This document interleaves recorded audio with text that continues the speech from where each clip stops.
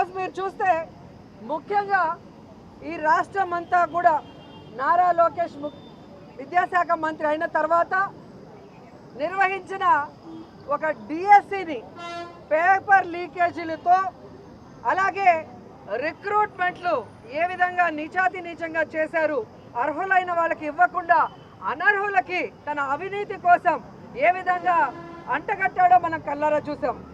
మొన్న మీరు చూశారు ఢిల్లీలో నీట్ ఎగ్జామ్ పేపర్ లీక్ అయినందుకు జంజీస్ ఉద్యమానికి కేంద్ర విద్యాశాఖ మంత్రి ధర్మాన్ ప్రధాన్ గారు రాజీనామా చేయటం. మరి ఇక్కడ రాష్ట్రంలో డిఎస్సి పేపర్ లీక్ అయింది. అలాగే స్పోర్ట్స్ కోటాలో ఇవ్వాల్సిన ఉద్యోగాలు స్పోర్ట్స్ పర్సన్స్కి కాకుండా తమ ఇష్టానికి ఒక 420 జీవోని తీసుకొచ్చి ఏ విధంగా 427 ఉద్యోగాలకు పైగా ఆ అనర్హులకు ఇవ్వటం మనం చూసాం. మరి అలాంటి విద్యాశాఖ మంత్రి నారా లోకేష్ రాజీనామా చేయాలని ఈరోజు రాష్ట్రం అంతా కూడా విద్యార్థులు, నిరుద్యోగులు డిఎస్సిలో ఎవరైతే అన్యాయం అయ్యారో అందరూ రోడ్ల మీదకి వచ్చి డిమాండ్ చేస్తున్నారని కూడా ఈ సందర్భంగా తెలియజేసుకుంటున్నా. ఏ విధంగా విద్యార్థులు తమకు జరిగిన అన్యాయానికి రోడ్డు మీదకి వచ్చి నిరసన తెలియజేస్తున్నారు.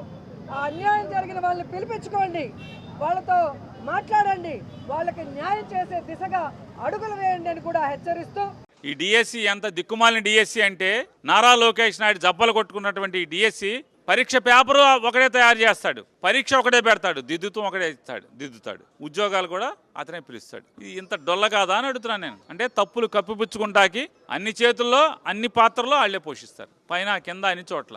ఎక్కడ చెక్స్ అండ్ క్రాస్ చెక్స్ కూడా ఎక్కడ ఉండవు. డిఎస్సి అంటే ఏంటి? జిల్లా selection committee, district selection committee. మరి జిల్లా కలెక్టరేట్లో మీరు డిఎస్సి లిస్టులు పెట్టాలి కదా, మరి ఎక్కడ పెట్టారు? సెక్రటరియట్లో పెడతాం ఏంటి? జిల్లా కలెక్టరేట్ల దగ్గర ఎందుకు మీకు పెట్టే చావలేదు అని అడుగుతున్నా. ఆ రోజు ఎందుకు పెట్టలేదు? పెట్టాలి కదా. 1:1 పిలిచి మెరిట్ వెరిఫికేషన్, మెరిట్ సర్టిఫికేట్లు వెరిఫై చేశారు. మెరిట్ సర్టిఫికేట్లు వెరిఫై చేసినోడికి ఉద్యోగాలు ఎందుకు ఇవ్వలేదు? స్పోర్ట్స్ కోటా జాతీయ స్థాయిలో పథకం పొందినోడికి, గోల్డ్ మెడల్ పొందినోడికి లేదా సిల్వర్ మెడల్ పొందినోడికి ఉద్యోగం ఇవ్వకుండా ఊరికే పాల్గొన్నోడికి మీరు ఉద్యోగాలు ఇచ్చారు. కనీసం అర్హత లేకుండా ఇచ్చారు, తరఫీదు పొందకుండా ఇచ్చారు, డిఎస్సి రాయకుండా ఇచ్చారు. గమ్మత్ ఏంటంటే టెట్ కానీ డిఎస్సి కానీ 2 పరీక్షలు రాయకుండా మీరు ఉద్యోగాలు ఇచ్చారు, టీచర్ ఉద్యోగాలు. వీళ్ళు మళ్ళీ ఆటలు కాదంట, సైన్స్ చెప్తారంట, ఇంగ్లీష్ చెప్తారంట, సోషల్ స్టడీస్ చెప్తారంట, మ్యాథ్స్ చెప్తారంట, అన్ని భాషలు చెప్తారంట, అన్ని సబ్జెక్టులు చెప్తారంట. డిఎస్సి లేదు, టెట్ లేదు. స్పోర్ట్స్ సర్టిఫికెట్లు అవి దొంగ సర్టిఫికెట్లు అండి. రుజువు చేయడానికి ఛాలెంజ్ చేస్తున్నాం. ఇప్పటికి 100 సార్లు ఛాలెంజ్ చేసాం. పిల్లలు ఛాలెంజ్ చేశారు. కోర్టు గురించి మాట్లాడుతాను. 150 కేసులు వేశారు, పొడి చేశామని. మరి కోర్టు స్పోర్ట్స్ కోటాను విచారణ చేయమంది కదా, రాజీనామా చేయి. సిగ్గుంటే రాజీనామా చేయాలి కదా.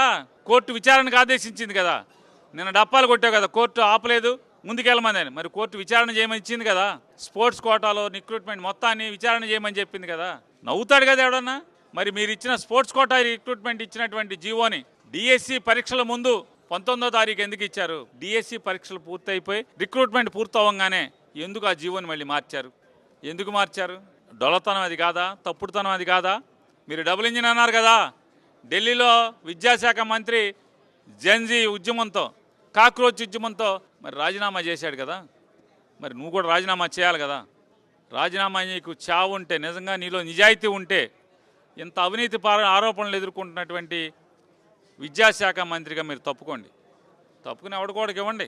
ఆశపడుతున్నాడు కదా ఆయన. ఎవరు నాకు మంత్రి ఇవ్వలేదని చెప్పని కంగారు పడుతున్నాడు, లేదా ఆశపడుతున్నాడా? నాకు ఇస్తే బాగుండని కానీ మిమ్మల్ని అడుగుతున్నాడు కదా. బోండా ఉమా గారు ఉన్నాడు కదా, ఇవ్వు, పోయిందే ఉంది. విచారణ చేయించమని బోండా ఉమానే మంత్రి ఇచ్చి. ఈరోజు ఎప్పుడైతే కేంద్రంలో ఉన్నటువంటి కేంద్ర మంత్రి రిజైన్ చేసినప్పుడు రాష్ట్రంలో అదే ఎన్డీఏ కూటమిలో నడుస్తున్నటువంటి రాష్ట్ర ప్రభుత్వం కూడా అందులో పనిచేస్తున్నటువంటి విద్యాశాఖ మంత్రిగా ఉన్నటువంటి లోకేష్ కూడా రాజీనామా చేయాలనేటువంటిది డిమాండ్ చేస్తూ తప్పకుండా రానున్నటువంటి కాలంలో ఈ పోరాటం మరింత ఉధృతం చేస్తాం. తప్పకుండా ఈ రాష్ట్ర విద్యాశాఖ మంత్రిగా ఉన్నటువంటి నారా లోకేష్ గారు ఈ డిఎస్సి ఉద్యోగాల్లో జరిగినటువంటి అవకతవకలన్నింటి మీద ఎంక్వైరీ అనేటువంటి జరగాలి. తప్పకుండా దీంట్లో దోషులు ఎవరైతే ఉన్నారో వారు బయటకు రావాలి. తప్పకుండా దీంట్లో ఈ జరిగినటువంటి తప్పిదానికి రాష్ట్ర ముఖ్యమంత్రి, ఈ రాష్ట్ర విద్యాశాఖ మంత్రి కారకులు అనేటువంటిది ప్రజలు నమ్ముతూ ఉన్నారు. అందుకని తక్షణమే ఈ రాష్ట్ర విద్యాశాఖ మంత్రిగా ఉన్నటువంటి నారా లోకేష్ రాజీనామా చేయాలని చెప్పి డిమాండ్ చేస్తూ ఉన్నాం. భారతదేశంలో ఉన్న యువతీ యువకులందరికీ హ్యాట్స్ ఆఫ్. ఈవేళ భారతదేశంలో ఉన్న ప్రజాస్వామ్య రాజ్యాంగాన్ని అనుసరించి ఏ ప్రభుత్వమైనా కూడా ఖచ్చితంగా పనిచేయాలి.